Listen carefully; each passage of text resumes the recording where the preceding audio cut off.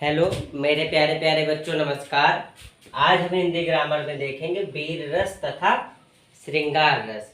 तो आइए देखते हैं पहला वीर रस। देखिए, वीर रस मतलब वीरता का भाव। आइए देखते हैं। युद्ध अथवा किसी कार्य करने के लिए हमारे हृदय में निहित भाव उत्साह के जागृत होने पर जो भाव उत्पन्न होता है उसे वीर रस कहते हैं। युद्ध अथवा किसी कार्य करने के लिए हमारे हृदय में निहित भाव उत्साह के जागृत होने पर जो भाव उत्पन्न होता है उसे वीर रस कहते हैं। उदाहरण देखिए।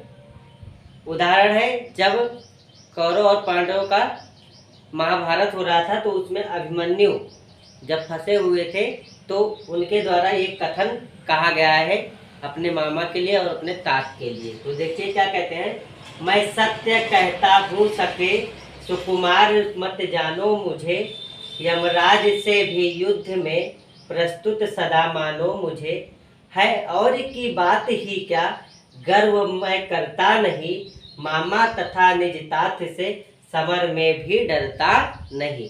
तो ये अभिमन्यु ने कहा है। तो ये वीर रस है, वीर रस का एग्जाम्पल है। आइए देखते हैं दूसरा श्रृंगार रस। प्रेमी और प्रेमिका के मन में स्थित भाव रति या प्रेम से उत्पन्न आनंद को श्रृंगार रस कहते हैं।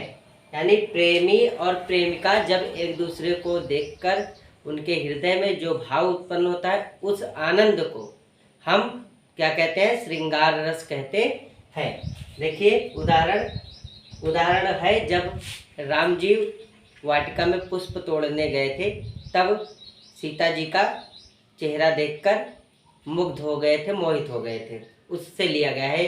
तो आइए देखते हैं। लता ओट तब सखिन लखाए, श्यामल गौर किशोर सुहाए, देख रूप लोचन ललचाने, हर्षे जन निज निधि पहचाने। फिर से देखते हैं। लता ओट तब सखिन लखाए, श्यामल गौर किशोर सुहाए, देख रूप लोचन ललचाने, हर्षे जन निज निधि पहचाने।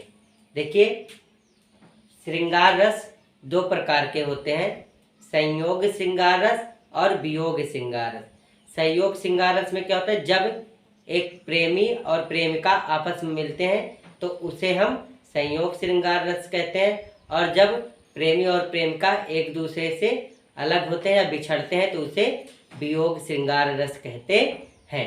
तो आप इसे अच्छे से अध्ययन करिए। जय हिंद, जय भारत।